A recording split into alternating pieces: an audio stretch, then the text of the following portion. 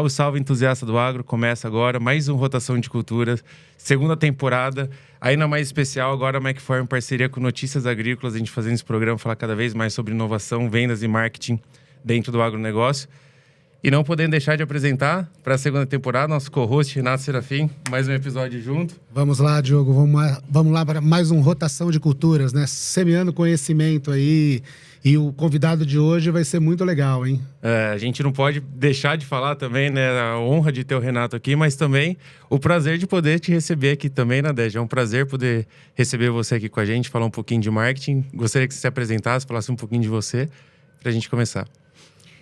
Prazer estar aqui com vocês, duas grandes figuras do nosso agronegócio, especialmente quando a gente fala de marketing, de estratégia. Então, para mim, que tenho esse histórico, esse background, é um super prazer. Eu estou hoje como head de agronegócios do EAgro. O EAgro é uma plataforma digital do Banco Bradesco. Mas eu já passei por muitas outras empresas de agro tradicional. Então, contando lá do começo, né? Eu sou formada em propaganda e sou formada também em economia. Eu já trabalhei em banco e nos últimos 15 anos estou no agronegócio. Comecei na Monsanto e passei por outras empresas até chegar aqui onde estou hoje. Conto tudo já agora ou a gente não se aprofunda? A gente não pode ir comentando, porque eu acho que a sua história que vai ser tão legal. Eu fico até preocupado, porque às vezes a gente tem pouco tempo para conseguir pegar a história de todos os entrevistados aqui. Mas eu acho que a gente pode começar um pouquinho ali da sua carreira do passado, porque acho que desde o começo você já entrou dentro do agro na parte de marketing, né? Então eu acho que essa sua trajetória de contar um pouco, trazer essa história sua e a gente atrelando um pouco também a evolução do produtor rural ao longo dessa trajetória, né? O hábito de consumo, a evolução do produtor rural também no modo de chegada, eu acho que faz sentido, né, Renato? E o legal é entender como uma publicitária veio parar no mundo do agro, né? Num mundo totalmente diferente, né? Acho que você é paulistana também, né? Não sou, eu sou do interior de São Paulo, mas eu nunca tive contato com agronegócio. Mas, realmente, na minha época, não era comum publicitário vir parar no agro. Hoje já é mais comum. Você, dentro das faculdades, outro dia eu cruzei com o Mackenzie Agro, tem FAP Agro, SPM Agro já existe há algum tempo. Então, as faculdades vêm trazendo essa pujança do nosso setor e estimulando aqui a inovação acontecer na academia também, né? E a inovação, a estratégia, enfim. Então, tem sido muito legal para essa nova geração. Mas na minha geração, que já é mais antiga, realmente não é comum. Eu comecei... Eu sempre tive muito interesse por estratégia. E eu tinha uma dúvida ali de outros cursos, enfim. Então, o marketing, para mim, ele sempre foi... A publicidade dentro do marketing, né? Que é muito a praia aí de vocês na Macfor. Para mim, ela era uma parte e eu sempre gostei de olhar tudo, né? Então, eu tinha interesse lá atrás por setor financeiro, mesmo fazendo o SPM e a dúvida nessa coisa da economia. Então, eu comecei como trainee do Unibanco AIG, né? Isso ainda não sei a idade, o Unibanco já não existe mais. Trabalhei em 2 empresas que já não existem mais. E eu fui trabalhar numa área completamente diferente, passei pelo marketing também, mas eu me interessei por uma área um pouco mais comercial. Eu trabalhei fora do Brasil e depois acabei querendo explorar minha veia mais marqueteira e aí começou minha carreira no marketing mesmo. Eu trabalhei em empresas de bens de consumo. Acho que aí o destaque fica muito para a Unilever. A Unilever é uma escola de marcas e hoje a gente tem muitas empresas do agro até se baseando nas estratégias que foram feitas pela Unilever lá atrás, né? A Unilever sempre trabalhou muito com microsegmentação de mercado, com construção de marca através de atributos e jogando muito no aspiracional, com neuromarketing desde lá de trás, né? A gente está falando do começo dos anos 2000. Então, para mim foi uma grande escola. Eu trabalhei fora do Brasil também, pela Unilever. E, em algum momento, eu recebi um convite para ir para o agro. Eu não sabia nem o que era biotecnologia, mas me interessou porque eu tenho um perfil de ser iniciadora, de gostar de novidades, de gostar de inovação, de, acima de todos, os desafios, né? Você construir, Renato sabe bem, marcas lá no 2008, 2009... Ninguém dava bola para isso, né?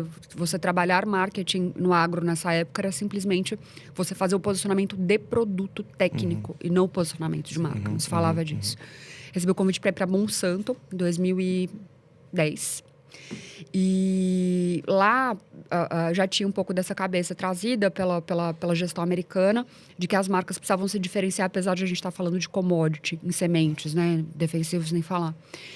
E eu comecei com esse desafio de diferenciar as marcas de milho entre si e posicionar a marca de soja, que até então tinha como biotecnologia a RR, né? Então, a construção da marca da biotecnologia RR, a construção de cada uma das marcas, a identificação, dos produtores por segmento, foi algo que a gente começou a construir ali, e eu trouxe muito da Unilever, né?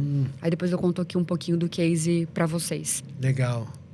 E o que você mais achou de diferente quando você sai de uma faculdade de publicidade que vê muito o mercado de varejo, né, o mercado com o Unilever, e você vai para uma empresa como a Monsanto, que você tinha que definir um produto para um público menor, mas para um público com outro viés, né? Qual foi o seu grande aprendizado disso? E eu acho que até só para complementar, Renato, a gente discute muito isso que o Renato está falando, porque quando a gente sai publicidade, né? Eu tenho um sócio que é publicitário, ele fala, né?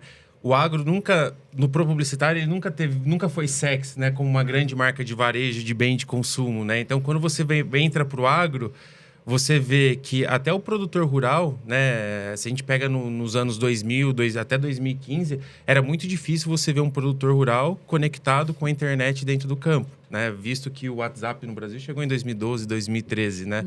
E quando você olha bens de consumo, né? Que o maior consumo está dentro de cidades, você tinha uma veia de fazer marketing pro público urbano completamente diferente do público rural, né? Enquanto a gente sabia o formato de comunicação e os hábitos de consumo do público urbano, a gente tinha uma grande dificuldade de identificar como o produtor rural consumia. Até você mesmo falou, a gente tinha uma visão de comunicar marcas diferentes, a gente comunicava marca. Então, a gente tinha muito essa diferença. Quando você sai de bem de consumo e olha para o agro, acho que corroborando isso que o Renato trouxe, como que você via isso daí, principalmente quando você chegou no agro?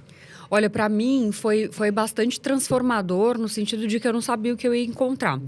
E eu acho que todo mundo que foi para Monsanto nessa época também não sabia, porque tinha gente de Ambev. Foi uma época que realmente teve esse shift de transformar o marketing não numa área tão de agrônomos mais, mas numa área de pessoas que eram formadas em marketing para fazer essa transformação.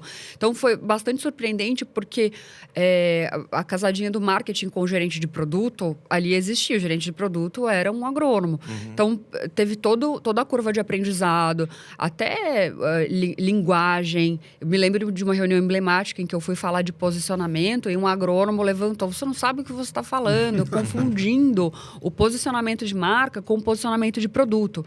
Então, ali, a gente começou a falar, primeira coisa, nem todo produtor é igual. Então, apesar de a gente estar no mercado B2B e ser algo que ele consome para fazer o negócio dele, existem atributos aqui que ele valoriza que a gente não está explorando. Tem o agricultor que é mais tecnológico, para começar, né? E o agricultor que é menos tecnológico. Tem o agricultor que valoriza na forma de se relacionar uma proximidade, outro que já não quer uma consultoria técnica, mas ele quer ter um pouco mais de liberdade de distanciamento. Nem falar dos pontos de contato que ele tem com aquela indústria, com aquela estrutura de vendas, com aquele distribuidor, com aquela marca, por último, que vão derivar para ele o que é realmente aquele produto além do técnico, né? Então, a gente começou a fazer uma segmentação daí, desse entendimento, e nós chegamos a 6 perfis de agricultores. Tem empresas que falam em 4, tem empresas que falam em 15, mas a gente fechou nesses e começou a posicionar as marcas de milho e soja, entendendo como é que esse produtor comprava, o que é que ele valorizava, como é que ele entendia aquele produto além do técnico e como ele se relacionava com essa marca, né? Então, sempre do agro, que me incomodou é que era tudo igual, e a gente, dentro de consumo, tem uma super diferenciação. A diferenciação faz parte do negócio, né? A experiência que eu te entrego, por exemplo, numa marca que patrocina shows ou numa marca que patrocina experiências dentro de São Paulo, que é algo que aconteceu cada vez mais ao longo desses anos. E todo mundo no agro era dia de campo com lado a lado. Não que não funcione, óbvio, isso é uma praxe do mercado hoje, falando de insumos e de sementes. Mas a gente precisa se relacionar com esses perfis de forma diferente. Foi o que a gente começou a fazer lá atrás. Mas foi bem transformador descobrir que existia um setor que ainda não sabia o que era o Kotler, né? Vamos falar da teoria. O Kotler está no Brasil hoje, inclusive. Ah, é? Legal. Não, e a Monsanto é um exemplo, assim, um exemplo de marketing muito bem sucedido, né? Porque além das marcas de milho que ela tinha para cada uma das marcas um segmento específico, ela soube trabalhar muito bem a linguagem do Roundup, né? Porque o Roundup virou uma marca única e o que ela trouxe mais, na minha opinião, foi a simplificação, né? Eu lembro quando eu saí da faculdade, eu tinha que sair com um livrinho que era de plantas daninhas para saber o trifólio, para saber quanto que aplicava. A Monsanto veio com uma tecnologia que um produto, em qualquer estágio que você aplicasse, ele funcionava. E eu lembro muito de uma propaganda que a Monsanto tinha, que era um cara no sofá, com controle remoto, né, trabalhando muito a questão de conveniência, a questão de facilidade, né? Então, acho que esse viés, né, de ela trazer pessoas de fora para dar essa visão para o agro enriqueceu muito o nosso negócio. Sem dúvida. A partir desse momento, a gente começou a entender o que estava por trás do atributo. E eu acho que é sempre um casamento muito fortuito, e por isso o seu exemplo da Monsanto é um belo de um exemplo dentro da indústria, que não dá para você ficar só no marketing, não dá para você ficar só no produto com posicionamento técnico, e não dá para você ficar também só no go-to-market. Obviamente, o quanto de foco você dá em cada uma dessas frentes para que seu produto seja bem sucedido dentro da tua estratégia, vai mudar com o tempo. Mas o fortalecimento das marcas e o entendimento de por que aquele produtor usa aquele produto ou usa um outro, que no final das contas vai bater em tempo, vai bater em conveniência, vai bater em quero ser o melhor da minha região com superprodutividade. E óbvio que todo mundo quer ganhar dinheiro, mas a forma de se ganhar dinheiro, de se produzir, é completamente diferente. Vocês sabem disso. Você visitar 4, 5 produtores numa mesma região vizinhos, você vai ter uma realidade em cada um, né? E eu acho que a Monsanto soube se apropriar disso no momento correto, em que ninguém fazia, e posicionou lá uma marca de milho para o produtor que buscava superprodutividade. E aí essa casadinha com o gerente de produto fazia com que a tecnologia chegasse primeiro ali no breeding, né? Então, a semente de Kalb era a semente de ponta, a Monsoy na soja, a semente de ponta. Quando você ia para Agroeste, sementes Agroceres, você tinha uma mudança no go-to-market e talvez a chegada de tecnologia de genética um pouquinho depois, né? Mas trabalhava, obviamente, com genéticas muito boas. Mas saber usar esses elementos de acordo com o território que cada marca explora e com o perfil de cada agricultor, acho que foi um super ganho, assim, foi um aprendizado para mim. Eu acho que o que você trouxe no começo, né? Tinha 4 tipos de cliente, depois 15. Eu acho que é um ponto legal que a gente vem estudando, principalmente dentro do marketing hoje, porque antigamente a gente trabalhava muito sobre uma percepção da empresa e muito sobre a percepção do time de vendas, que às vezes a percepção que eles tinham era o modo como ele consumia, ou a necessidade que o produtor tinha, ou o acesso que o produtor tinha sobre um produto. Mas, no fundo, a gente não conseguia explorar a jornada do produtor, como que ele criava o hábito de consumo dele, não só no momento de compra, mas no momento de topo de funil, onde ele começava a perceber as marcas, onde ele começava a conhecer as marcas, considerar para realmente tomar essa necessidade de compra, né? E quando a gente trabalha hoje, principalmente no digital, a gente fala, né, que hoje você, né, sem dados, você é mais uma pessoa que acha que vai acontecer, ou é sobre percepção, e na verdade a gente não está atingindo aquela pessoa da forma como ela deveria. E eu acho que o digital fez dentro do agro, e também acho que a gente entrar um pouco já num cenário, porque você também está completamente no mercado digitalizado, complexo, que eu tenho um monte de pergunta para fazer também. Mas eu vi que muito tempo a gente acabava generalizando algumas ações de marketing, porque a gente não conseguia mapear o público de forma correta. Então, a gente, separava em 4 tipos de público, vamos colocar assim. Então, ali dentro daquele público, na verdade, eu não conseguia acertar todo mundo com uma 100% de eficiência. Então, acertava um com 70, outro com 100, outro com 60, e às vezes eu não conseguia transmitir o valor de marca ou do produto para aquele agricultor.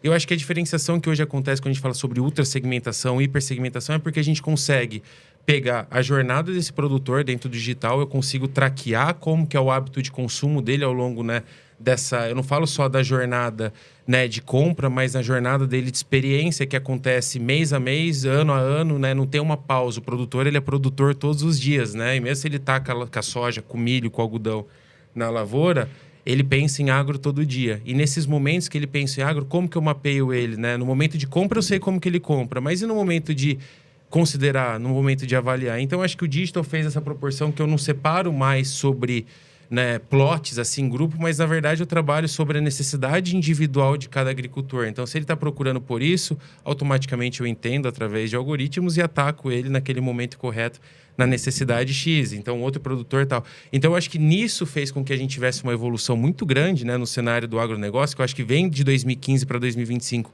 uma mudança de hábito, não só de consumo do produtor, que também vem mudando, porque ele vem cada vez mais se digitalizando, consumindo conteúdos de formas diferentes, mas também vem mudando a forma de se fazer marketing, né? De realmente chegar nele. Você trouxe aqui, eu acho que um dos principais pontos, eu acho que eu não citei aqui da última vez pelo fato eu vim para o digital, porque eu era uma pessoa que questionava muito. Você falou lado a lado, panfletaria, dia a dia de campo. Mas, pô, será que vale a pena investir esse montante tão grande aqui e deixar de fazer ações que eu consiga pulverizar minha informação de forma diversificada? Pô, eu vou colocar todas as minhas fichas em uma ação que eu não vou ter todos os produtores aqui, sendo que eu consigo pegar, diversificar e atingir todos os produtores ao longo do ano, nos principais momentos, e me fazer presente nas horas que realmente faz sentido até a consideração do produtor. Então, nessa mudança, né? Acho que você trazendo muito de Monsanto, desse tipo de público, e agora a gente caminhando até um pouquinho mais para frente, né? Para sua trajetória, porque a sua trajetória a gente vê que foi muito uma trajetória também de transformação digital, né? Você sai de um negócio completamente RR e hoje, né? No seu final, nesse cargo atual, você trabalha completamente digitalizada com o produtor rural, né? O seu produto é digital, a sua forma de chegada é digital. Claro que tem ações, né, na jornada 360 offline, mas você tem essa chegada digital. Como que você vê você viu, né, e você vê essa rampagem do marketing tradicional e cada vez mais para o digital? Não, e bem assim, porque você saiu né, saiu do varejo, entrou no agronegócio através de uma empresa de inovação, passou por algumas empresas de genéricos e agora está liderando uma frente digital aí da empresa que está moldando a cabeça desse novo agricultor, né? Como que foi essa evolução toda aí, que é um aprendizado constante, né? É um aprendizado constante, e você estava falando de funil, né? O funil hoje, para a gente, ele já é o infinito, porque você não tem mais aquela linearidade na jornada do produtor. Você tem o produtor recebendo 1000 informações e indo, de repente, de um conhecimento de marca muito mais tácito para uma consideração se o seu conteúdo impactou aquele cliente de uma forma tão interessante que pegou numa necessidade e ele já vai atrás, né? Então, você não passa mais pelas etapas e tem certos perfis de produtores pelos quais você passa. Então, eu falo que o funil hoje já é o infinito. E óbvio que a gente vai fazer marketing pensando nele, porque é a forma lógica que tem, mas você vai entender que os produtores vão entrando ali de todas as formas. Acho que a internet, obviamente, né? A penetração de internet nas propriedades rurais mudou muito a forma do produtor consumir. Eu acho que a indústria derivou muito essa mudança de ele ir consumir conteúdo fora, de procurar, por exemplo, preço nos marketplaces, de procurar informação técnica à medida que a indústria também se voltou para isso, né? E aí eu falo uma coisa muito importante do papel da indústria. Você tem formas de se fazer o acesso ao mercado que blindam o produtor de uma determinada forma. A gente sabe que isso acontece e nós mesmos, né, como marqueteiros e indústrias, já fizemos essas estratégias. Mas eu acho que o digital mudou a forma como esse produtor também teve lealdade, ficou leal às marcas, porque ele começou a entender mais de tudo. E uma coisa que a gente nunca pode dispensar no agro é a bota suja de terra, né? Você pode ser digital o quanto você for, você pode deixar de ir às feiras agrícolas, que são lugares em que a gente fala bastante pro produtor e tem, né, a discussão de se gera ou não gera negócio, acho que depende da indústria, mas você ir entender em loco como ele está consumindo esse conteúdo e o quanto aquilo deriva para uma compra é fundamental. E, óbvio, você tem os dados e esses dados vão te dar um direcional. Mas se você não conseguiu traquear o motivo de repente, você ter muitos views num determinado tipo de conteúdo, de você ter muito, né? Qualquer KPI que a gente queira usar, mas aquele produto não tem se desempenhado da forma como você deseja ou como foi projetado, acho importante a gente ir entender e aí o neuromarketing dá pra gente uma super, né? um outro guarda-chuva de possibilidades. Superpoder, né? Superpoder. E como está esse desafio para você hoje, né? Nós sabemos que nós estamos passando por um momento difícil na distribuição de insumos, né? A gente viu uma consolidação que era para acontecer e não aconteceu do jeito que pensava. Você vê um fortalecimento de cooperativa, até por esse problema da distribuição tradicional, mas o digital aí tá assim, eu tenho uma leitura que eu queria saber a sua, né? Porque eu vejo muito Agrofy, vejo Orbia, vejo vocês e eu vejo movimentos diferentes. Qual que é o seu desafio hoje, frente a tudo isso que nós estamos passando no sistema de distribuição, né? Porque no final você está atuando direto no agricultor, né? Sim, eu acho que um pouco disso que eu falei, do quanto a indústria deriva o comportamento do digital, é um fator que a gente sempre tem que levar em consideração. Eu acho que, especialmente a indústria de insumos, preza muito por ter a sua própria rede e de não capilarizar muito fora dali, né? E aí eu estou falando de marketplaces, vocês veem isso acontecer. Então, o grande salto para mim que vai acontecer... A gente sabe que o digital vai acontecer, falando especificamente de compras, e eu acho que vai acontecer com a IA. Né? A IA vai mudar a forma como a gente consome tudo e especialmente o campo. O produtor tem usado marginalmente ali um chat GPT, que é uma das milhares de formas de se usar IA hoje, mas ainda é muito incipiente. Agora, para compra, eu acho que vai ser um pulo gigantesco. E some-se a isso, essa verticalização essa consolidação que você vê que não aconteceu. E não aconteceu por diversos motivos, não vamos entrar neles. Mas acho que especialmente as novas gerações vão buscar mais informação quando elas consomem um produto. Então, aquela relação em loco do RTV ou aquela relação em loco da marca, ela vai continuar sendo forte, porque, afinal, alguém que se relaciona com o seu negócio é muito atrativo, né? Eu tendo a confiar mais, eu tendo a obter as melhores soluções, mas o digital, ele amplifica e empodera, né? O digital nada mais que faz é empoderar com informação.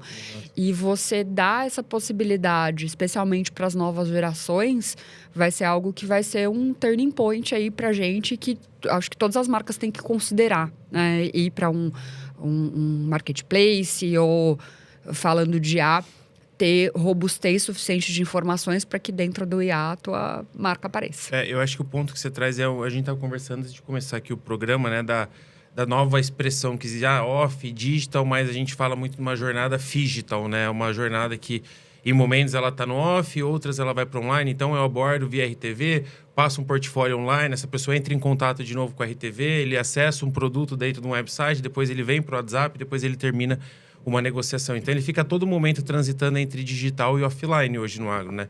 E quando você traz, assim, eu tenho até quando eu fui trainee em 2016, 17, eu não lembro direito, eu lembro que a gente, na Yara, a gente estava num processo também de cada vez mais pensar nesse marketplace, né? Pensar em como levar o produtor para dentro do digital, garantir... E eu sempre, sendo muito sincero, assim, eu sempre fui... Porque eu também já bati porteiro, já fui da parte comercial...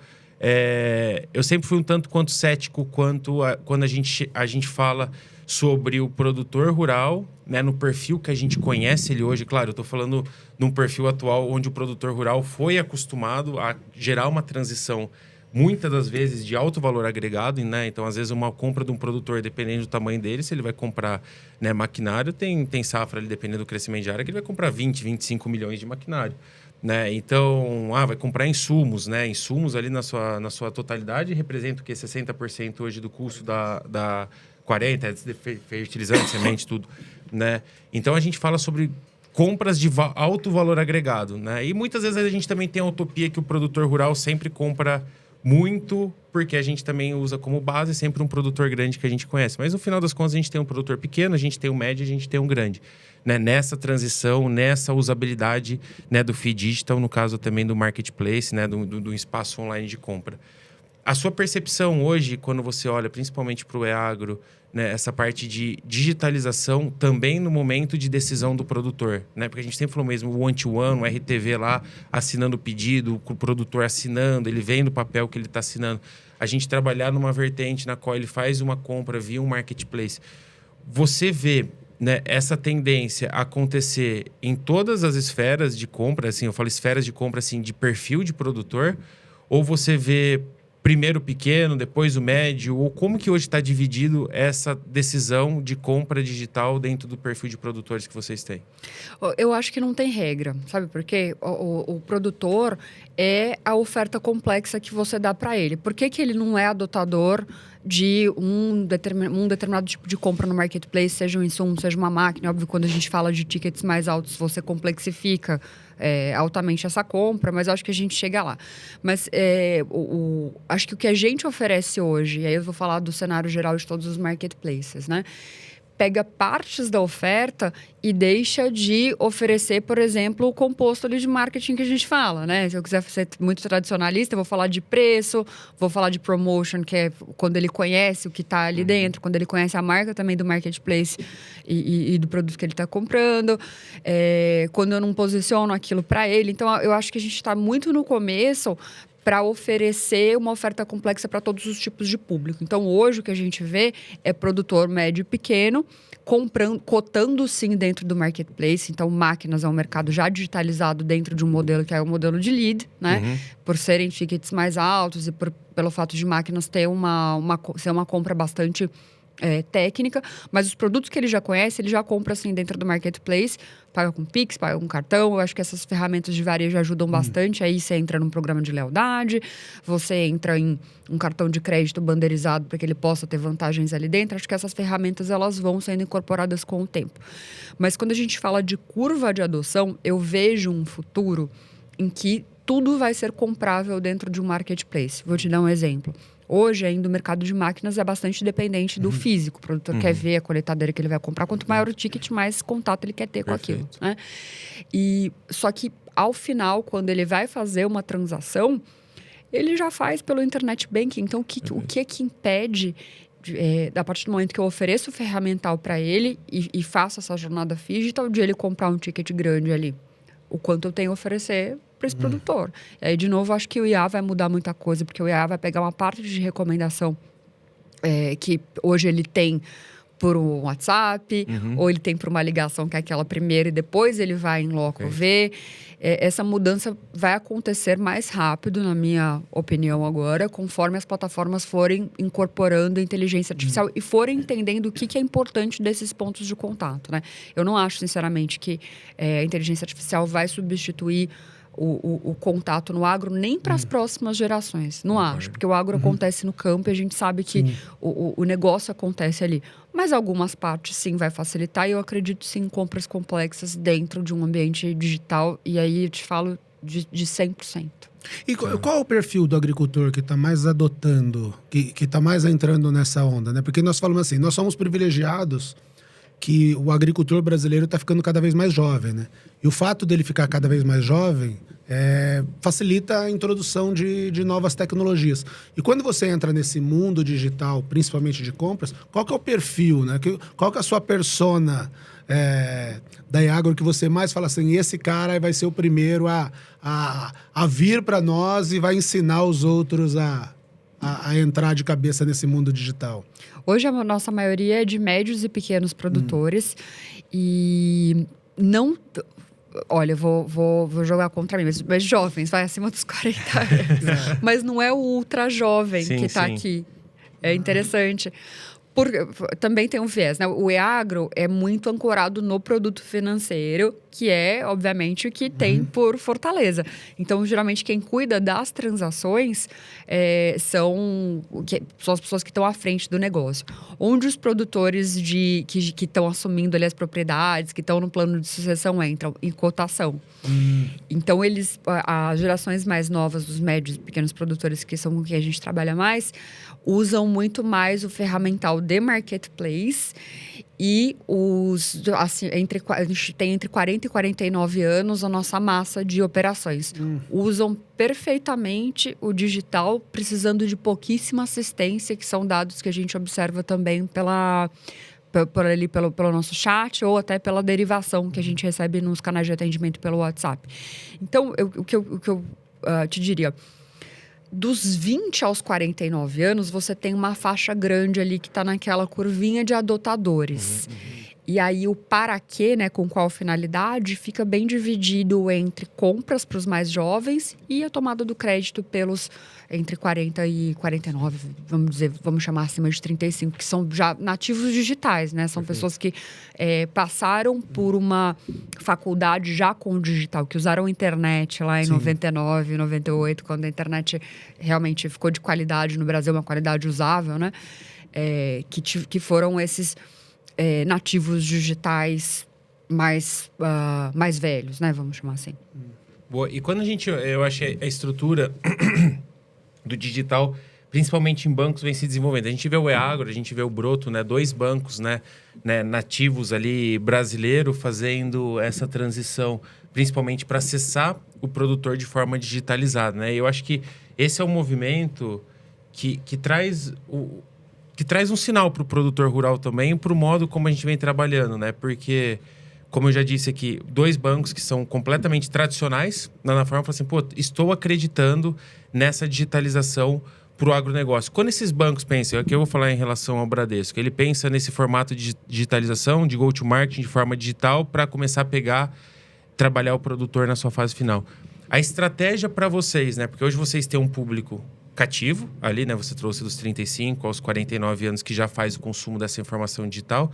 Mas qual que é a estratégia, né, por detrás, pensando muito em marketing, comunicação, para conseguir fazer, ok, eu tenho esse público, mas assim, eu acho que vocês têm um objetivo de trazer cada vez mais pessoas para dentro dessa plataforma e conhecer. Qual que é a estratégia que vocês vêm usando hoje de marketing e comunicação realmente para conseguir atrair e levar o valor e mostrar o benefício da plataforma de vocês também para a ponta junto ao produtor? A gente usa diversos pontos de contato para chegar até o produtor. E aí a importância das agências, que é aquela história que a gente estava falando de estar dentro do negócio. A agência, ela está dentro do negócio. O gerente do banco, ele vai até a propriedade do produtor para entender o negócio dele, porque cada forma de você oferecer um crédito é completamente diferente, né? Muda a garantia, muda como ele vai fazer construção de patrimônio, muda o quão alavancado ele é ali dentro, muda o perfil de compra, muda o tempo de decisão, muda tudo. Então, a gente aproveita todos os pontos de contato. Então, hoje o marketing do Eagro, ele é obviamente baseado no digital. Eu uso bastante performance para tal. E sempre mostrando que o produtor precisa confiar na marca, ainda mais uma marca de crédito, né? Então, a gente sempre usa Eagro by Bradesco. E a nossa amplitude, em termos de faixa etária e tamanho de produtor, eu uso tudo. Eu não foco só pequeno e médio produtor, né? Mas eu uso também muito para o go-to-market agências, parceiros, que são as cooperativas com quem a gente tem mais parceria. A própria distribuição, a gente atua em parceria com algumas distribuições, mas somos, por hora, mais forte nas cooperativas. E a gente usa também uma estrutura do banco chamada Agentes Agro, que são pessoas parecidas com gerentes de banco, mas com viés mais técnico, que vão até a fazenda e ele...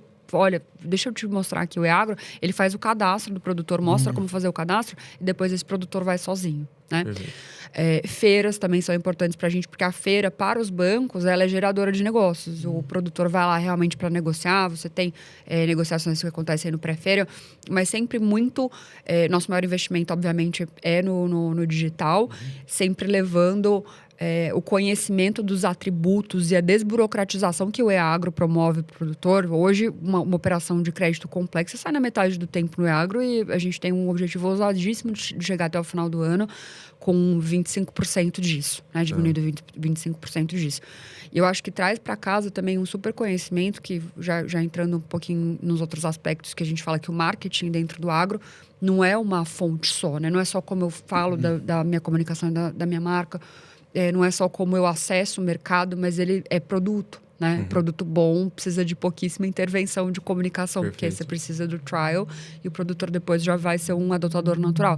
Então, essa comunicação me traz insights para produto, que eu quero ter um produto de crédito com que se faz num clique só, né? O que ajuda a gente bastante dentro do Eagro é o fato de o produtor já usar o internet banking há muito tempo. E essa mudança já ter sido feita pelos bancos há muito tempo. Então, hoje o produtor não vai mais na agência, né? Ele negocia. obviamente, por WhatsApp. Ele vai, se ele precisa ainda assinar alguma coisa no físico. Acho que tem alguns produtos que ainda precisam ser assinados. E os produtos de agronegócio, você já não precisa mais. Dentro do eAgro, por exemplo. Ele não precisa ir a cartório, ele não precisa assinar nada. Então, esse contato vai ficar cada vez mais dentro do digital. Obviamente, o entendimento das necessidades passa por um entendimento dele 360, de aplicação de seguro, de todos os produtos de consórcio, de todos os produtos bancários que estão ali, mas a gente utiliza esses canais como canais de expansão para o eAgro.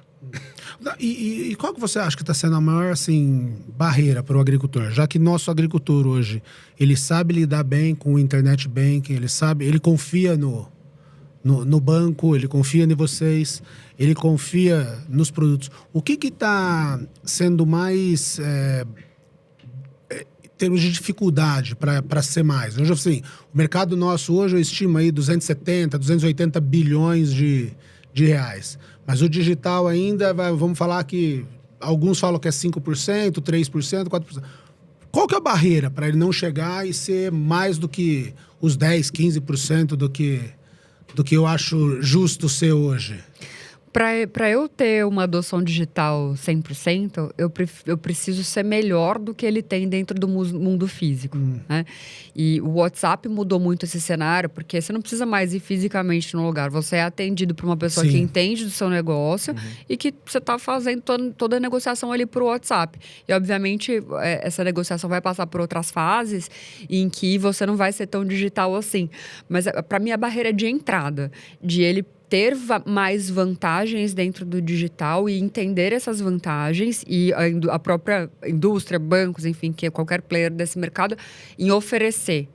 E, obviamente, você vai ter ali o perfil de adoção de tecnologia, né? E essa dificuldade vai variar de acordo com aquele perfil. Mas quando você segmenta e pega adotadores, se você não está tendo uma mudança para o digital, é porque você não está oferecendo todas as vantagens que ele tem ali dentro do mundo físico. É uma coisa que a gente tem que levar muito para casa, né? E que a tecnologia ajuda muito.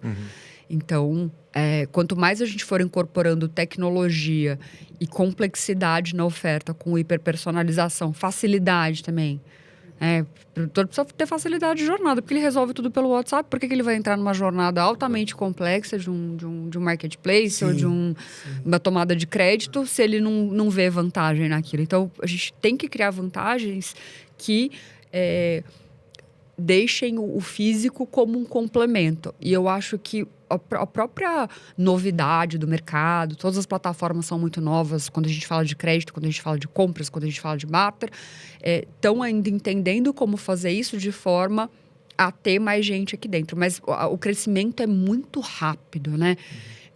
Dentro do eAgro, por exemplo, a gente dobrou de tamanho todos os anos e o potencial é que continue dobrando ou triplicando. Então, é muita coisa que passa ali por dentro. Qual que é a base de agricultores hoje que tem no eAgro? Hoje a gente tem 72 mil agricultores ativos. Bastante. E um ponto aqui, Nadege, você traz bastante sobre, né, o produto. Às vezes o meio, às vezes não importa tanto. Claro que importa, é importante, né, como eu vou chegar nele, mas para eu conseguir chegar nele com um produto bom, eu vou ter uma maior capilaridade. Mas quando a gente pega uma matriz de impacto e esforço e o impacto que eu vou ter nele versus o esforço, pensando até às vezes em valor investido, hoje, para vocês conseguirem chegar cada vez mais longe, chegar a cada vez mais produtores e conseguir realmente mostrar esse valor na ponta, eu acredito que vocês devem usar de uma força, claro, você falou, vocês estavam na AgriShow, vocês têm feira de negócio, vocês têm os agentes. Mas hoje, quando você fala de uma estratégia de marketing para o eAgro, como que vocês dividem esse investimento entre online e digital, assim, quando a gente fala percentualmente? Como que está essa divisão? E depois eu vou fazer uma outra pergunta para entender o motivo pelo qual vocês fazem essa divisão e se continuará assim ou se vocês veem um crescimento ou uma mudança nos próximos anos. Hoje é 60-40. 60 para o digital e 40 para o físico. E até porque a gente tem uma questão de custo aí, né? O físico custa mais. Exato. Mas talvez se a gente fosse falar numa equação de esforços ou de canais, a gente já estaria 80% dentro do digital, né? Hoje eu falo pouco, e não estou subestimando a importância, tá? É importante, mas eu faço pouco out of home, porque a gente entende que o out of home agora é onde ele navega, né? Sim. As notícias que ele consome, o conteúdo que ele consome, você tem muito essa migração para aí. É óbvio que a complementariedade dos canais e como você as utiliza, porque aí a gente tem que falar de mensagem também, né? Simplesmente eu coloquei minha marca em um determinado lugar e não falei o que eu sou, o que eu faço, o que ele vai ganhar com isso, o que o agricultor vai ganhar com isso. Ou ele não entende a forma como eu falei.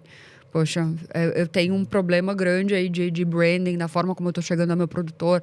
Eu vi, não vou falar marca, mas uma dessas feiras grandes, um outdoor grande na frente da feira, que eu sei que custa muito caro, que já historicamente, já usei. Não dava para ver o que estava escrito, era de um player do setor financeiro.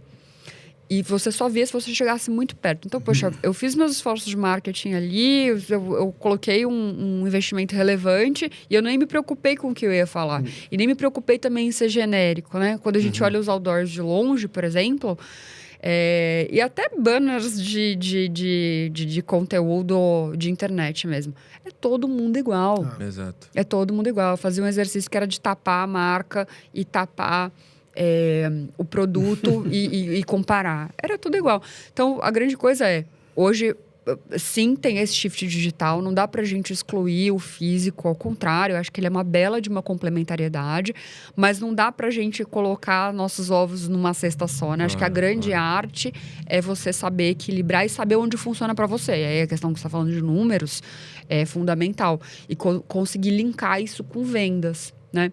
Por exemplo, hoje 25% do meu resultado é autosserviço completo. O que quer dizer isso? O produtor conheceu o e-agro pelo digital, fez o cadastro sozinho e contratou sozinho sem em nenhum momento acionar ninguém dentro da jornada, né? Isso é um super de um ganho. Quer dizer que a jornada está cada dia melhor, que ele está confiando. Porque o que acontece geralmente? Ele entra pelo digital, seja estimulado por alguém que o apresentou, o e-agro, e ele vai fazendo tudo. Chega lá no meio, ele, esse preço aqui, o cultivo que eu coloco aqui, esse documento que eu preciso colocar. Ele liga, às vezes, para o gerente ainda, ou fala no nosso chat, fala no nosso atendimento. Mas tem crescido, e o e-agro é uma empresa muito nova, né? Tem crescido o percentual do que faz sozinho. E a gente está falando de um produto complexo. Você não tem uma jornada, por exemplo, como num crédito pessoal, que em 1 segundo você escolhe lá o valor que você quer, você vê sua taxa, vê em quanto tempo você vai pagar, faz suas contas ali e um clique. Hoje a gente tem 7 cliques para fazer uma tomada de crédito. E, obviamente, a tendência é que isso melhore, né? São produtos muito regulados e tudo mais. Mas você vê isso acontecendo. Então, inevitavelmente, a gente tem uma importância do digital que é inegável na forma como você se comunica. E o legal, né? Vocês dois trouxeram isso, né? Eu sempre fiz uma crítica, não é crítica, é uma desconfiança dos marketplaces, porque os marketplaces eram muito proativos, né? O agricultor tinha que ir lá, olhar produto e tal. Acho que do jeito que vocês falaram, que a jornada ela tem que contemplar o físico e o online, né? De uma maneira simultânea, levando o WhatsApp, que é a tecnologia que o agricultor mais está usando isso. E esse, para mim, eu acho que é o grande sucesso de vocês, né? É vocês conseguir fazer essa integração e conseguir dar final, né? Porque geralmente o agricultor entrava para cotação e não saía. Mas quantas pessoas hoje você tem para olhar que o agricultor está clicando lá e você acompanhar do momento que ele clica até o fechamento ou não do negócio? Acho que esse é o segredo do jogo hoje, né? É você ter um time de dados, né? Um time de cientistas de dados que acompanha essa jornada. De primeiro ficava um negócio meio assim, clica lá, cota, né? Eu já tive brigas homéricas com vários marketplaces que o cara colocava um preço diferente do que eu estava aplicando, né? E preços metade, o agricultor hoje não é bobo mais, né? Ele usava muito o marketplace para fazer essa cotação. E eu acho que do jeito que vocês estão evoluindo como empresa, me conta um pouco desse time de dados, né? Qual a importância de um time hoje de dados para ficar olhando essa jornada e acompanhando até o fechamento ou não do negócio. Eu acho que até para corroborar aqui com isso que o Renato fala, porque eu acho que isso é muito importante quando a gente trabalha no cenário digital, né? Você falou assim, às vezes a gente vai lá e tampa uma marca e a comunicação às vezes são todas iguais, né? E o digital, muitas vezes ele permite você fazer um anúncio do mesmo produto e fazer uma diversificação de formatos com 8, 10, 15 formatos em teste AB, você vê qual que é o melhor leilão e qual a mensagem que mais impacta o produtor. E muito disso eu acho que vem muito na linha do Renato, é que a gente consegue entender o produtor, ele consome mais benefício, ele consome mais preço, ele consome mais qualidade, ele consome marca. O que o produtor tá se sentindo beneficiado quando ele vai para aquele ambiente digital, ele clica no anúncio para até onde está indo essa jornada. Até onde está indo essa jornada. Acho que isso é importante, né? Quando a gente faz esse questionamento, né, do que ele está consumindo, de como, e esse mapeamento de jornada falando do time de dados, vou começar de lá para cá. O que ele está consumindo? Depende quem, em que momento e qual tipo de perfil, né? Eu acho o produtor, essa coisa de eu preciso de preço, eu preciso de marca, eu preciso de qualidade, eu preciso de rapidez, do que eu preciso? Você precisa de tudo. A grande coisa que vai fazer a diferença é o quanto você entendeu daquele produtor. E aí, sim, a gente entra em jornada. Eu sei quando um produtor, por exemplo, vem esteve com alguém de uma parceria, esteve com alguém de uma agência e ele entra no Eagro através disso. Através desse ponto de contato. E faz toda a diferença, porque eu já sei que eu vou precisar observar mais e que eu vou precisar oferecer ajuda para ele depois, pegando o contato dele para o WhatsApp, se ele não completou a jornada. Então, eu acho que o conhecimento desse ponta a ponta e os testes AB, que obviamente o digital te dá uma super vantagem em relação a isso, né? Você sabe que tem pontos da sua jornada que podem ter fricção e outros que você não mapeou. E quando você faz um teste de vou soltar uma campanha para público A e público B e vou ver onde é que trava, você tem perfeitamente a leitura dos perfis de que está pegando ali e você é capaz de oferecer canais de atendimento que te levem à conclusão daquele objetivo teu. Então, acho que a grande coisa aqui é a gente poder saber ler dados, né? E dados sem você ter conhecimento de produto e sem você ter conhecimento de perfil, te dizem até que pouco, se você não tiver quem saiba interpretar. E aí, de novo, o IA vai mudar muito isso, né? Vou bater muito nessa tecla. Mas o digital te dá essa celeridade dentro de uma jornada. Aí eu não quero tirar a importância também de produto. Produto e marketing dentro do digital andam de mãos dadas o tempo todo. Não adianta você ter uma bela de uma comunicação, você dizer para o produtor que ele tem algumas vantagens, mas você não ir evoluindo com o tempo com base nesses insights que você vai capturando, né? Então, você ter uma equipe de produtos também capaz de fazer essas mudanças rápidas e vou falar uma palavra bonita, todo mundo gosta de falar, e ter cliente-centrismo, pouca gente tem, ter cliente-centrismo mesmo, para ouvir, para sujar a bota e para entender o que está pegando ali dentro daquilo e corrigir rápido, é o que faz uma comunicação ser eficiente, né? Não minta para o produtor rural, né? Se você disser, nossa, sou fácil, sou eficiente, sou barato, e você não for, ele não volta, você não vai reconquistar. Aquela lógica do 70-30 de quanto você gasta para reconquistar um produtor, né? Exato. Então, até nisso, dentro do digital, a gente tem que ter medida. Porque você sabe que o primeiro produto, ele não sai perfeito.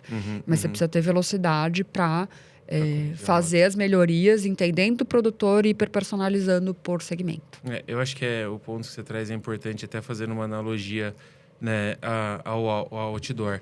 Quando a gente trabalha muito em cima do outdoor, a gente olha lá para o outdoor, a gente tem um investimento, mas a gente, em momento algum, sabe o que foi trazido via aquele outdoor, né? Qual foi o resultado gerado? E aí isso aí entra muito em linha quando a gente começa a falar sobre análise de dados. Como que eu vou analisar, né, se uma campanha offline ela tem a mesma performance do que uma digital? Então, sei lá, um outdoor na frente de uma feira deve custar, sei lá, pelo menos seus 50 mil reais. Não sei, que eu estou fazendo um chute. Com 50 mil reais, durante uma feira, eu consigo minimamente, pelo menos, impactar o produtor rural umas 3, 4 vezes ali em cima de uma comunicação que ela é completamente específica, às vezes até para necessidade, pensando no momento de conversão, né? trazendo muito também dessa parte aqui, também queria ouvir um pouquinho de você, Renato, agora nesse momento também, até para a gente fazer, né, estamos nos momentos finais aqui, até para a gente fazer as considerações finais, né, na sua trajetória também, nessa parte de digital, né, principalmente na sua que você trouxe, né, na Ciarama ali como CEO, como que você vê também essa linha digital se conectando com produtos, né? Porque nós temos aqui na frente, a gente tem a Nadege, que está muito digitalizado no marketplace, e você também que está, o que a gente conversou bastante sobre o maquinário, um grande produto de valor agregado, né? Na sua grande maioria sendo comercializado de forma física, como a gente conversou. Como que você vê também essa transição, pensando junto com... Não, e esse é até legal, que eu acho que seria um ponto, né, que eu queria muito o seu conselho, né? Eu sempre, nas empresas que eu estava à frente, eu falava para o meu time que nós temos que estar onde o agricultor quer estar. Se o agricultor quer estar no físico, nós temos que ter uma loja física lá. O agricultor quer estar no campo, nós temos que ter gente no campo. O agricultor quer estar online, nós temos que estar online. Então, sempre construir as empresas baseado nisso. E eu gosto muito do digital, que ele nos permite sair daquele negócio do spray and pray, né? Que você fazia folheto, fazia outdoor e não conseguia medir nada. Hoje o digital permite a nós fazer essa medida, né? Quando você fala, pô, eu tenho 72 mil agricultores. Pô, eu soltei a campanha 72 mil agricultores, eu vou saber taxa de conversão, taxa de sucesso, taxa de fracasso, quem eu converti, quem eu não converti. Acho que, até pensando nisso, nesse meu gosto de ser omnichannel, o que você vê que o nosso mercado agro vai ficar? Nós vamos ter esses grandes players, né, que nem no mercado de varejo. Nós temos uma Amazon, um Mercado Livre, tem alguns mercados que são mais proprietários. O que você vê que vai acontecer e que sugestão você daria para um pequeno empreendedor, para uma pequena empresa aí que tem uma empresa de biológico para ter acesso? Como ele pode usar o digital para aprender sem dor, né? E para aprender com tudo o que vocês já escalaram, né? Para mim, três grandes coisas vão mudar a forma de se consumir no agro. Primeiro, eu já falei muito, IA. Segundo, clima, né? Agricultura regenerativa e tudo que a gente não sabe o que vai acontecer com o clima. Então, a agricultura regenerativa vai ser algo que precisa virar praxe. A terceira é geração. A gente não sabe, a gente tem um cheiro de como essa geração vai consumir. A gente sabe que parte dela vai levar um pouco dos hábitos dos pais, do que liderou o negócio, né? Não necessariamente pais, mas eles vão criar um próprio jeito de consumir e nós é que vamos dizer para ele o que a gente tem para oferecer.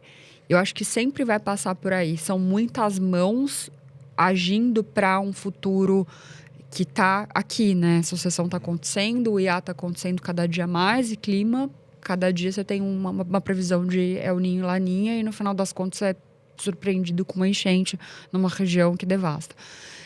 Então, eu acho que é uma tarefa de muitas mãos. Eu vejo, sim, a possibilidade de existir grandes players dentro de cada segmento, de todas as formas, num futuro. E aí eu quero saber o que você acha também. Num futuro de 10 anos, eu acho que a gente tem muita complexidade de cadeia, né? A logística não está integrada com o setor bancário, que não está integrado com o setor de insumo, que não está integrado com o setor de máquinas e por aí vai, né? Então, a gente tem esse desafio de integração aqui, portas para dentro, entre bancos, indústrias, startups, enfim, todos os players desse mercado. Agora, quanto mais a gente puder dar vantagem competitiva para que esse agricultor diminua custo, diminua o tempo que ele passa ali na lida da agricultura e acho que conexão, né, com ele. Puxa, eu entendo do seu negócio, confia em mim, vem cá que eu vou te mostrar o que eu tenho que vai te dar perspectiva. Acho que essa é a equação para a gente conseguir caminhar e obviamente, certos segmentos de produtores vão adotar mais, certos segmentos de produtos vão ser mais próximos do digital, mas o IA vai fazer um shift muito grande, de novo, que a gente não tem ideia do que é. O que você acha que a IA vai mais ajudar as empresas junto ao agricultor? Acho que a IA vai fazer com que essa barreira de consideração e barreira de conhecimento deixem de ser barreiras, né? Que fique tudo mais simples. Eu acho também que lá na decisão de compra, o IA vai poder fazer comparações. Vou te dar um exemplo simples. Você está em dúvida entre 3 hotéis para você ir com a tua família. Qual é melhor? Esse ou esse? E antes disso, você consulta o GPT, que, de novo, é só uma ferramenta hoje existente no mercado, né? Das milhares que vão vir. E aí, você colocando tudo isso dentro de um processo, vamos dizer, de um marketplace, de um banco, você coloca tudo na palma da mão dele. Cabe a ele tomar a decisão, né? Aí, de novo, não vai excluir que teu produto seja incrível, que a tua jornada seja incrível, porque ele vai testar. Mas você precisa estar ali nos 3 primeiros, porque é onde ele vai fazer a mudança de decisão. Perfeito. E até na construção de matriz, análise, cada vez fica mais simples, né? Eu acho que hoje a gente tem uma grande dificuldade, não só no setor do agro, mas no setor da gente conseguir fazer com que a imensidão de dados que a gente esteja gerando, né, de uma certa forma, seja benéfico para a tomada de decisão, né? Seja ela qual for, porque hoje a gente vive, né? A gente já discutiu isso, né? Dados, né? Ele é positivo ou negativo? Claro que dados sempre é positivo, né? Mas a partir do momento que eu não sei tratar, que eu não sei usar para fazer análise, para tomar de decisão, são apenas dados numa planilha na qual eu vou ter muitos números e não vou ter tomada de decisão. Eu acho que a inteligência artificial vem muito para ajudar isso, né, para eu conseguir fazer de uma forma onde antigamente eu precisava de uma análise complexa, eu não necessariamente preciso de uma análise complexa quando eu tenho um agente que esteja apto a estudar aquela planilha ou qualquer outro tipo de planilha, até para a gente ter a melhor tomada de decisão. E hoje a gente vem fazendo muito isso dentro da Mac4, porque a gente também gera muitos dados dentro de um Meta, do Google, né? Como que eu uso, que eu cruzo as informações que são geradas dentro de um site de tráfego orgânico com as informações que são geradas dentro de social, com as informações que são geradas dentro de um tráfego pago dentro do Google, por exemplo. Então, a gente consegue gerar, através disso, um hábito daquele produtor. Né? Poxa, vale mais a pena aqui, vale mais a pena aqui. O produtor aqui consome mais tempo, ele consome menos tempo. Eu consigo um alcance mais barato, um custo por engajamento dessa forma. Então, acho que muito, até na tomada de decisão de eficiência, né? Não só pensando em vendas, mas pensando em processo até chegar, né, ao fundo de funil. Você fala sobre funil infinito. Em 2019, a gente já falava no agro, né, sobre o funil duplo, né? Pensando muito em safra e safrinha. Né? Então, o produtor, ele está no final do funil de soja, só que ele está no meio do funil, só que ele é a mesma pessoa que recebe a informação. Então, como que eu consigo colocar um funil dentro do outro e, em algum momento, estar falando para ele sobre topo de funil e, ao mesmo tempo, falar sobre fundo de funil, né? Então, acho que a inteligência artificial vem muito junto para a gente conseguir diversificar isso daí, também conseguir entender o hábito, né? E não também só trabalhar como a gente trabalha hoje, quando a gente fala de CRM, por exemplo, com mensagens, né, genéricas, mas a inteligência artificial garante que cada vez mais, né, falando muito sobre você trouxe, né, sobre colocar, né, o cliente no centro, a gente fala muito sobre dentro da Mac4 Farmer Centricity, né, realmente olhar para o produtor como centro do negócio, porque muitas vezes a gente olha ainda para a estratégia de agro e muitas empresas ainda alocam um percentual de investimento não em cima da estratégia olhando para o produtor, mas em cima de uma estratégia olhando para a empresa, esquecendo se o produtor está ou não consumindo daquela forma, se ele quer ou não receber aquela comunicação, né? Então, a gente olhar cada vez mais para esse produtor, conseguir segmentar uma informação para ele, faz muito sentido. Acho que até uma solução legal que a gente criou, né? Falando um pouquinho aqui só que é simples, mas como que eu faço a mensagem, por exemplo, vamos trazer aqui da Nadege, chegar para o produtor rural de forma como se fosse ela falando, uma mensagem completamente personalizada para aquela pessoa entender que ela está tendo uma comunicação one-to-one, por exemplo, com a Nadege. Eu trago na pessoa dela, né, mas às vezes pode ser um DTM presente, ou pode ser uma referência, um influenciador, quem quer que seja, ele trabalha. Então, a gente hoje consegue, através de uma IA, ele recebe um QR Code, ele coloca o QR Code, a pessoa surge no celular dele como se fosse a pessoa que você quisesse, trazendo uma mensagem personalizada em cima de todos os dados que ele tem do CRM. Então, fala quanto que ele colheu na última safra, né? Fala como que a região dele está. Então, a pessoa entende que realmente ele está recebendo uma comunicação unificada, mas, na verdade, eu gero uma base de 3.000 mensagens apenas fazendo alguns prompts e unificação de base de inteligência artificial. Então, acho que vem para ajudar, muitas coisas vêm para dificultar, mas eu acho que no final das contas a gente tem um momento aqui, que nem eu falo, né? Teve a mudança, né, da vela para a luz, né, do off para o digital quando surgiu a internet. Eu falo que a inteligência artificial, eu acho que vem nessa cadeia de evolução e vai ser a mais rápida, né? A gente vai ter, eu acho que em um ano a gente vai ver coisas que a gente nunca viu, né? Muita coisa vai mudar. E eu acho que quem estiver preparado, estiver entendendo que a inteligência artificial é um ponto que não vai roubar a vaga, né? Não vai roubar espaço, mas na verdade vai gerar facilidade para eu gerar coisas que eu não gerava, né? E a verdade aumenta o volume, né? E se eu conseguir fazer com que a demanda aumente, eu não vejo como se fosse uma preocupação. E o mais importante, né, é o que você trouxe, né? O quanto as empresas estão se preparando para integrar tudo, né? Porque que nem quando eu fui CEO de uma distribuidora de insumos, eu concorria com o homem da van lá, quem abria mais loja. Mas o meu negócio, o negócio de distribuição de insumos, não é abrir lojas. Nós somos um negócio muito mais parecido com banco do que com varejo. Total. Só que nós não pensávamos como banco, né? E vocês, né, vocês estão um passo à frente dessa distribuição, porque a hora que você unir o produto, a hora que você unir o banco, a hora que você unir a logística. E eu gostei muito disso que vocês estão falando, que é o agente... Agente agro. O agente agro. Cara, então eu falo assim, né, para quem está nos assistindo aí, olha o quão complexo tá ficando o nosso sistema de você ficar achando que o seu negócio é um só, né? De você só ficar ou no físico, só ficar no digital. Se você não fazer essa integração, e principalmente a integração no atendimento ao agricultor, sim, mas principalmente na integração do que se serve ao agricultor, né? Eu acho que vocês mataram aqui com dois pontos, né? A omnicanalidade é bonito de falar, é muito difícil de fazer. Exato. Porque, na verdade, você acha que você integrou, só que você tem lá um ponto da sua jornada que o produtor parou, você simplesmente manda um WhatsApp para ele, só que se você não for buscar o motivo pelo qual ele parou e quem ele é, se ele tem mais destreza com tecnologia, se ele não tem, se seu produto tem um problema, você já perdeu, por exemplo, uma operação de crédito grande ali, que pra gente, no final das contas, faz diferença.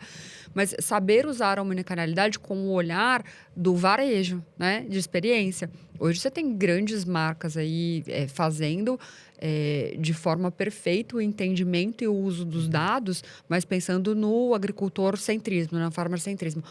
Que experiência que ele está tendo aqui? Né? E essa experiência ela precisa ser integrada, ela precisa falar a mesma linguagem. O físico que está lá, o agente agro, o gerente do banco, enfim... esse primeiro ele precisa falar uma linguagem que seja próxima do agro para quando ele entrar lá, no meu exemplo, ele não ter uma experiência completamente dissidente, né? E eu entender isso de forma rápida também para mudar. Perfeito. E, claro, gerar o objetivo que a gente está querendo gerar ali.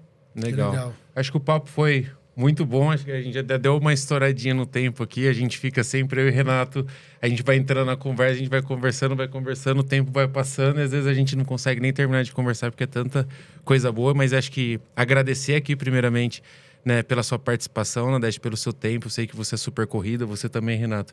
Agradecer, o papo foi excelente, né, e aí eu deixo um espacinho para suas considerações finais antes da gente encerrar o programa.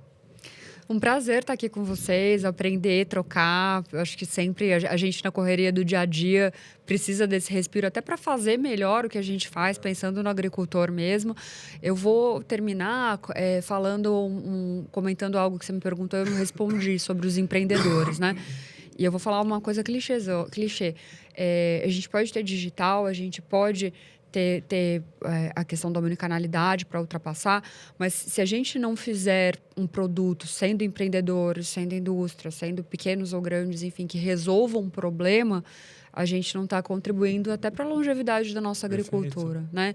E acho que, por último, dentro desse mercado, acho que ver pouco os outros players como concorrentes e entender como a gente pode aprender com o que cada um tem feito de bom, pensando num propósito só que a gente continuar sendo líderes em agricultura no mundo e melhorar isso aqui para gerações que vão vir, né? Acho que essa é a minha consideração final aqui, falando de digital e de tudo isso que a gente conversou. Não, legal, muito obrigado. Foi uma conversa riquíssima, né? Acho que vocês estão fazendo um trabalho muito diferente.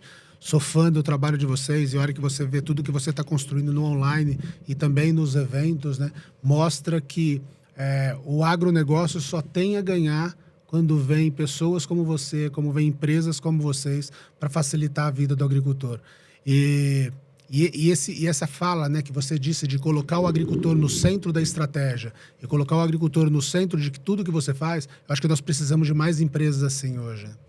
Muito obrigado, viu? Obrigado, foi uma honra, foi um prazer. Queria também chamar vocês, né, que nos assistiram, que têm acompanhado todos os episódios aqui no Rotação de Cultura, toda sexta-feira, na TV do Notícias Agrícolas, nosso grande parceiro para essa segunda temporada. né? Em todas as plataformas aqui, nós vamos estar comunicando da Mac4, do Renato, o Instagram, né? No nosso YouTube lá da Mac4. E também, no final de semana, estará dentro da home do Notícias Agrícolas, para você que não conseguiu acompanhar tudo nessa sexta-feira, que possa acompanhar também aos finais de semana. Então, meu agradecimento especial na DEG, Renato, por mais um episódio aqui junto. E nos vemos no próximo episódio. Até mais. Até mais, pessoal.